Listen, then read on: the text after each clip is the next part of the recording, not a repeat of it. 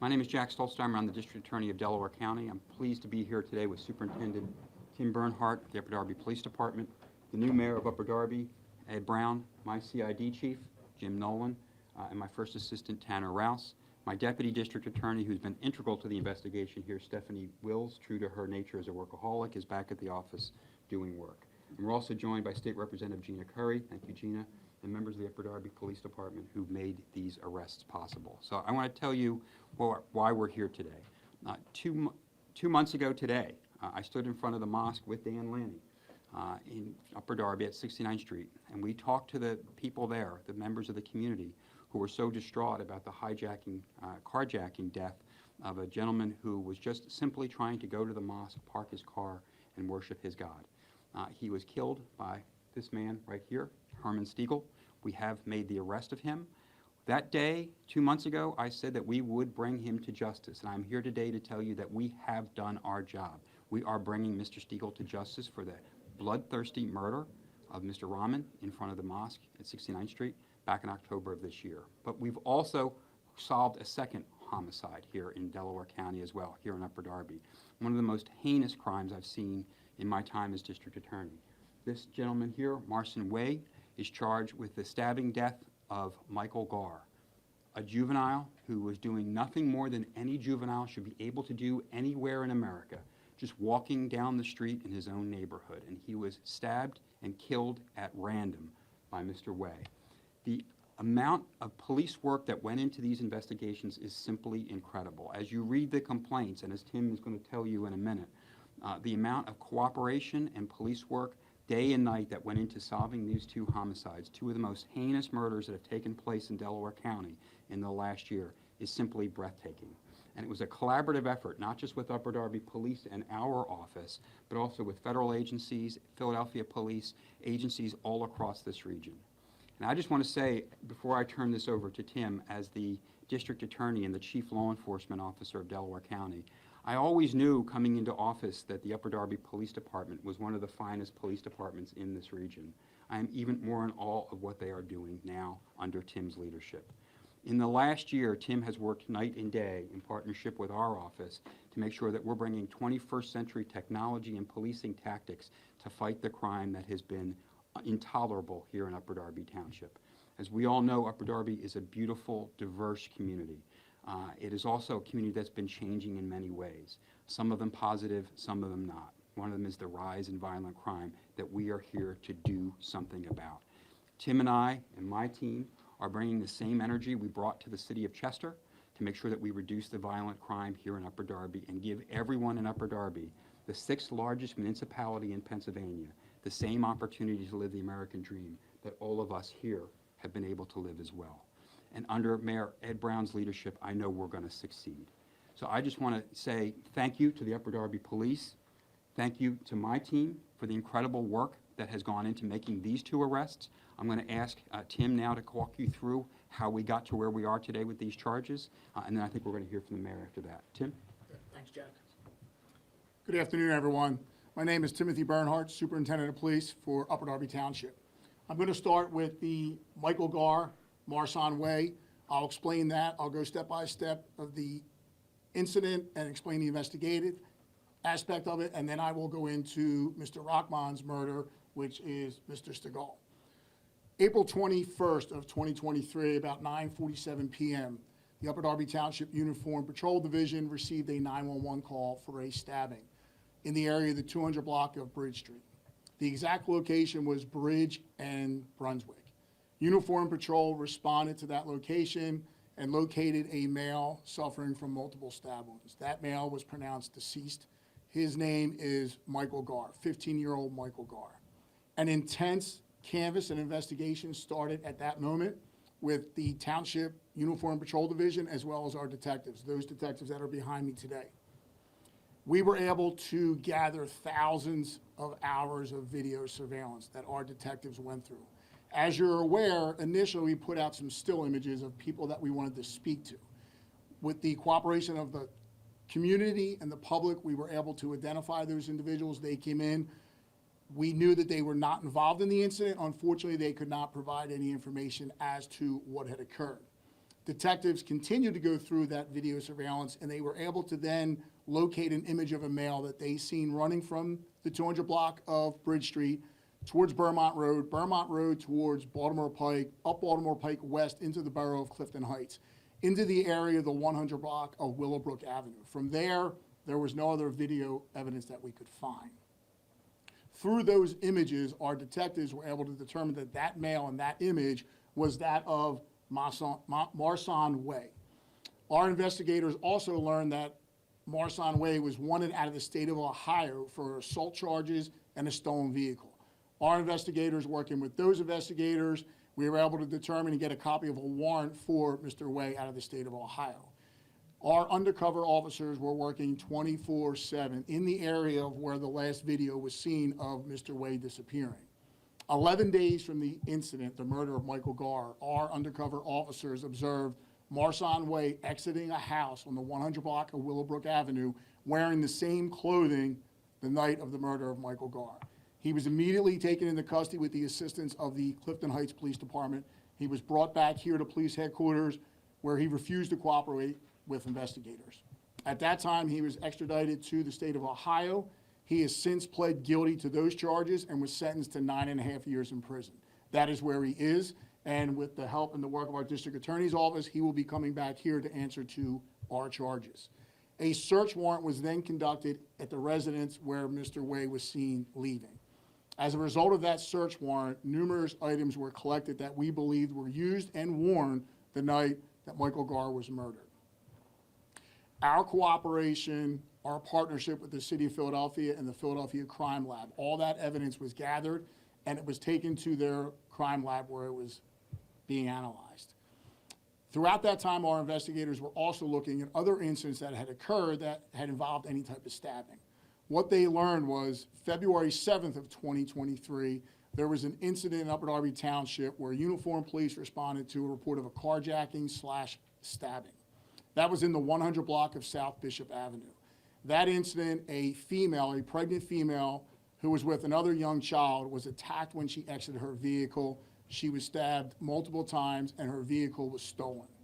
That vehicle was later recovered in the borough of Clifton Heights, in and around the area where we saw Marsan Way leaving.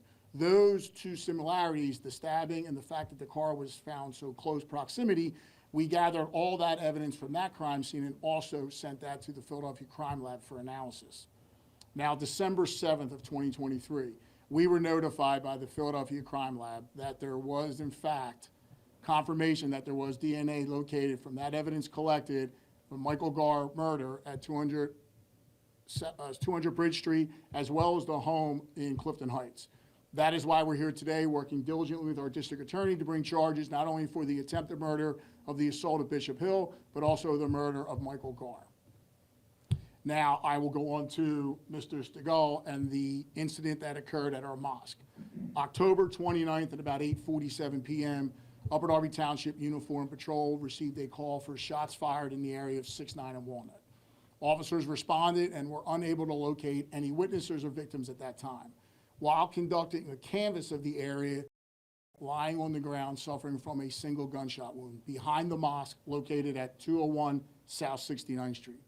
That male was pronounced deceased at the scene, and like I said, he suffered one gunshot wound to the chest. Immediately, a canvass and investigation was initiated, and our Uniform Patrol Division, as well as our detectives, determined from video surveillance that it was indeed a carjacking. And Mr. Rockman's Toyota RAV was taken in that carjacking. Again, through video surveillance, we were able to determine that that vehicle was located in the area of South Cecil Street and Washington Avenue in the city of Philadelphia. Also located in that area in a storm drain was the cell phone of Mr. Rockman. From that information, that cell phone, evidence that was collected from the Toyota RAV4, as well as hours, again, canvassing from the individuals that you see here today, countless hours of canvassing and investigative and going through video surveillance, we immediately developed a suspect, a person of interest, and that is Herman Stegall, right there. We knew that Mr. Stegall, through investigation, committed an armed robbery October 30th in Montgomery County at the King of Prussia Mall using a handgun. It was that information, working with their investigators and our team of investigators, that we received a copy of the warrant for that for Mr. Stegall. Again, working with this township, our officials, and our newly elected mayor, our past administration, we have invested hundreds of thousands of dollars into data gathering evidence and real-time crime center here. That technology was used in the arrest of Mr. Stegall. What we did was we received information, our detectives received information that Mr. Stegall was operating a Nissan Altima. That information was put into our real-time crime center. Last Friday, December 29th, we got an alert that that Nissan Altima was on Market Street at 69th Street in the township of Upper Darby. Again, back to our real-time crime center that we now have here in the township and that we're utilizing, we were able to confirm by video surveillance that Mr. Stegall was behind the wheel of that Nissan Altima. Uniformed officers attempted to stop him, at which time he fled. We pursued him in that vehicle through the city of Philadelphia with the assistance of Philadelphia police. He got onto Interstate 76 where he crashed. He bailed out of that vehicle. He was captured with the assistance of the Pennsylvania State Police, our uniformed patrol, and the Philadelphia Police Department on Martin Luther King Drive. At the time of his arrest, he was in possession of a handgun and a cell phone. We now know through our partnership with the district attorney's office and analysis that that gun was the same gun used to murder Mr. Rockman. That phone that he had on him was the same phone that he had on his possession the night that Mr. Rockman was murdered. He was brought back here to Upper Darby Township where he refused to cooperate with investigators. He has been charged. A search warrant was conducted on that Nissan Altima, and we believe the clothing worn the night that Mr. Rockman was murdered was in that vehicle. That has been submitted, and that's being analyzed as we speak. The gun that Mr. Stegall had on him is what we know now in the streets. We're seeing them, unfortunately, too often, is a ghost gun. And the cell phone, we're working to extract that data from that as well. Those are the details of the two events. Again, I just want to mention a few things here. The tireless effort of this group of detectives, county detectives, the city of Philadelphia, their investigative team, our uniform patrol division, the ability to bring these two individuals to justice for the heinous crimes that they committed is a huge, huge opportunity for this township to show how we're moving forward, and the investment that we're making in data and crime analysis is helping us to do that. And I know with our newly elected mayor, Ed Brown, that partnership is continuing, and I want to thank you for that. If anybody has any questions on Michael Garr first, I will answer those, or Mr. Stegall. What I won't do is I'm not going to release the name of the female from the Bishop Hill Apartments out of respect for her wishes. Tim, can you address, so officers and detectives collect enough DNA for processing, including the stain on the pants. That is submitted to Philadelphia Police in the spring. Are they backlogged? Do you have an understanding of the accounting of time between the submission and then the positive hit? So yes, the time it takes to get DNA back nowadays it's long. And again, it's the cooperation, the teamwork that we have with the city of Philadelphia, that they were able to get that in and process it as quick as they possibly could with everything that they're dealing with. So for us, that was a huge turnaround. That was a very quick turnaround because we wait months, years for DNA analysis to come back. And that's what we were waiting for. Are you hoping to get the same thing out of the clothes found in Stegall's car when he was arrested? The Yes. Rahman's blood on the clothes? Yes, we're hoping to get some DNA evidence out of the clothing as well. Tim, I know he's not cooperating, but in terms of Way, has he given any indication what the motive might have been for the stabbing? He is not. What about the other person who was stabbed, the pregnant woman? What happened to the unfortunate? So thankfully, that woman, that night she was taken to an area hospital. She is recovered. There was no trauma or injuries to the unborn child or the child that she had with her at that time. Tim, you guys had a pretty good lead on this suspect, Mr. Way, from the very start, and yet the community expressed, such frustration that they were afraid, fearful, and things. Can you expand on a little bit of that from your perspective in this investigation? What the emotional impact was, knowing you had him right in your hands, essentially with the DNA tech, or what you knew, but then it gets confirmed months later. Sure. So we all here understand that frustration, and we deal with that every day.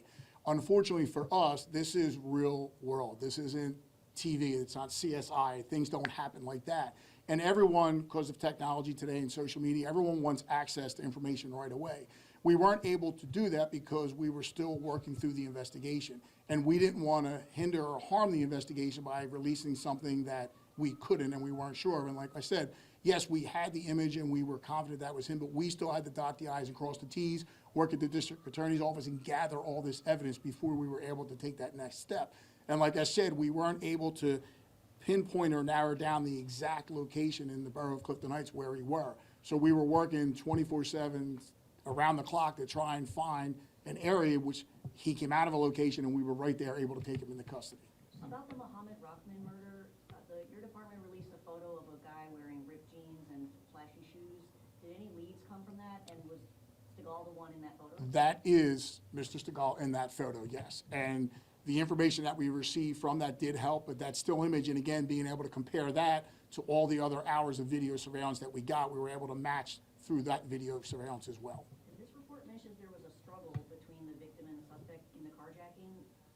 Did the victim refuse to give up his keys, or what can you tell me about the struggle? I can't get into anything other than there was a violent struggle which ended with Mr. Rockman's life being taken, and it was over that vehicle, it was a carjacking. When it comes to Marson Way being incarcerated now in Ohio, so he's serving a 9-year prison sentence? No, he was sentenced to 9.5 years for that.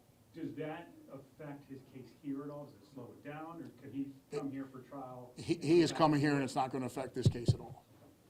What was the Gar family reaction when you told them there was The Gar family has gone through a roller coaster of emotions. We've been in contact, working with them every day from the day that this happened, April 21st. They were relieved, but it's bittersweet, right? I mean, they're still frustrated now. It's the process of going through and all the why. We want to know why. And like I said, unfortunately, Mr. Way is not cooperating with us and didn't provide any information, so now it's our job to piece that together. But we've been in touch and communication with the family every step of the way, and they were notified prior to us being here today. You grabbed Way 11 days after the murder. Yes, He's extradited to Ohio. correct. Fairly quickly? Yes, But in February, he commits a crime back here? February 23. So this was April, it was prior. Yes, it was February 7th of 2023, yes. Any confirmation that mental health is perhaps a factor in any of these cases? We won't get into any of that right now, we're just, giving you the facts as we have them. And can you summarize what the charges for each of the gentlemen are? I will let our district attorney speak to that. Obviously, it's first-degree murder, right, in both cases, and then there's a whole slew of other charges related to that as well. But the key charge, obviously, is first-degree murder. And let me just say, Joe, to your question, we knew that Way was going to be in custody in Ohio. He wasn't a danger to anybody, but we didn't have all the I's dotted and the T's crossed. We only get one chance to charge somebody with first-degree murder, and we're not going to do that until we're sure.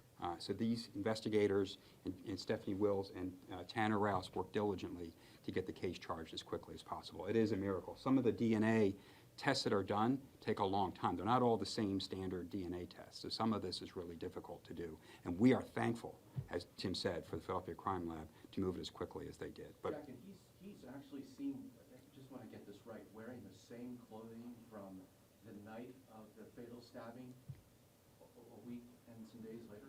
yeah, just like Stiegel is carrying the same ghost gun 2 months later that he used to kill Mr. Rahman in front of the mosque. So all of these things, this is real life. As Tim said, it doesn't work like it works on TV. Some of these things came together for us at the time of arrest, and thankfully these guys all didn't miss those cues, and so we got these guys. These were very difficult cases to piece together. And Jeff, to your point, the stabbing that took place in February, we were able to get evidence from that led and helped us in the long-term investigation.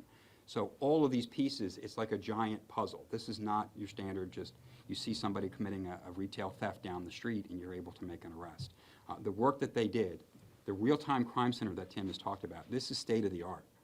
What these guys were able to do using DNA evidence and using video evidence, that is critical to 21st century policing and 21st century prosecution. So it may take a little more time sometimes, but it all worked. And we probably wouldn't have been able to solve at least one of these cases without that kind of technology. When you talk about, you wouldn't talk to mental health, but when it comes to drug use, was there any signs evidence of drug use, they're wearing the same clothes a week later, anything like Justin, that. we These can't- crimes that they're committing are for cars, they're taking these small things off of people, I this drug use. I can't comment on what any possible defenses the defendants might raise.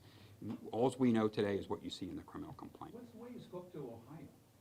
He's a resident of, he lived in I don't Delaware know. County, he was in Ohio for some reason? Yeah. Apparently he likes to travel to flat states, Jeff. I have no idea why he was out in Ohio.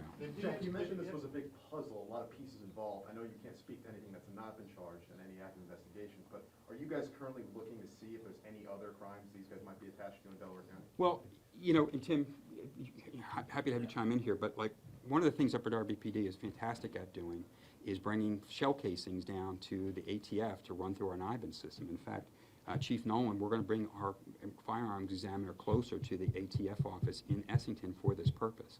So there's always possibility that we could find other crimes related. That's why we do this technology. isn't it? Exactly right. So that's, again, anytime there's any type of a crime, our detectives will go back over everything that we've had to see if we can piece anything together or get information or a clue that'll help us in solving that crime or any other crime. And all that data collection, that's what it's based on today. It's all about data, collecting that data and comparing and making comparisons. To answer your question, we don't know, but we will look into everything that we have open as well as surrounding tri-state areas and see if they have anything. We share all that information, and that may help in the conviction or the arrest and conviction of something else. We don't know. Related to that, the February stabbing for Way, there was stuff collected that day. As soon as we found the car, the detective started Yes. collecting evidence from the car, but it wasn't submitted to Philadelphia until May after the other stabbing. I'm just wondering if you guys collect this stuff, you sit on it, you wait for some sort of connection, and then you say, oh, maybe it's with this guy or that guy, you know what I mean? Every case is case by case and different. That case, some of that evidence was already submitted, and others we were holding on because they were still investigating that. So it was all gathered and taken down to Philadelphia Crime Lab. Again, it's that cooperation. We knew we could get the results and the answers quicker by taking it down there. What did Mohammed Rahman's family say when you told them about the arrest? Again, it's bittersweet. We had them in and advised them that we made an arrest, and to tears. They were happy that an arrest was made, but it still doesn't bring back their father and their husband. So it's bittersweet. Can we let the mayor? Absolutely. I just want to say something before I introduce the mayor. You know, we're talking about how great the Upper Darby Police and their work is in this case and in other cases, but we're not going to arrest our way out of this problem of violent crime anywhere in this country without the community's support. That's been working for us in the city of Chester. It's going to work for us here in Upper Darby. Tim, you touched on it already. There was community support. Everybody in this community wants to help us. We have a mayor now in Upper Darby who's completely committed to making sure that that happens. If you don't know Ed Brown already, and I'm going to let him speak for himself, he is a passionate man about giving young people the opportunity to live the American dream here in Upper Darby, and he is a great partner for all of us. I just want to make sure that everybody here knows we are completely committed, Tim, to the work you're doing, that the way you've moved Upper Darby forward on the ability to disrupt violent crime. And I'm going to let the mayor speak because I know he's a big supporter of yours as well. Thank you. I stand before you as the proud mayor of the Upper Darby Police Department, one of the finest in the world. I'm really proud that these two heinous crimes were solved in my conversations with Superintendent Bernhardt. That's my expectation, that these crimes will be solved working with our local county and district attorney's office to solve these crimes. The message here is that if you come to Upper Darby and commit a crime, you will be found and you will be prosecuted to the fullest extent of the law. Safety is one of the biggest tenets that I have as mayor of Upper Darby, and that if people don't feel safe at home, when they worship in school, then I will consider myself a failure if they don't feel that way after we put some certain things in place. I told Superintendent Bernhardt, anything you need, no resources is too much, just let me know what you need and I will find a way to make it happen, because I'm charging him, the district attorney, with keeping our citizens safe. Very important. Safety is paramount, and that's my primary initiative as mayor of Upper Darby. Thank you. Guys, unless you have any more questions that Tim is happy to answer, I think we're good to go. Just Are extradition. you able to comment on this morning's police chase? It was chasing a driver 3 miles into Philly, involved a dog as well. Are you able to comment on that? I'll let Tim talk to that about it, but we're in the process. Extradition is a. It'll, whatever, I'm not sure at this point, to be honest with you, Joe. It can be a long process depending upon the cooperation of the defendant. As you remember from our friend in Savannah, it took longer than it probably needed to, but we're in that process. And like I said, he's not going anywhere, but he will be brought to Delaware County. He will face charges in Delaware County for what he did to this poor man. And do you want to talk about that? The incident that you're speaking of was last night. There was a robbery last night that occurred of a smoke shop. The information of the individuals involved, there were 2 males and a female, and the vehicle that was used in that. That vehicle, again, back to our investment here in data collected in real-time crime center, we were able to get an image of that as well as the individuals from our real-time crime center. That information was put out, and later on last evening, Uniform Patrol Division observed that vehicle in Upper Darby Township. They attempted to stop it.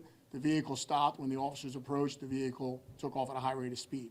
That vehicle was pursued into the city of Philadelphia at 23rd and Market Street. The vehicle was stopped, and all 3 were taken into custody.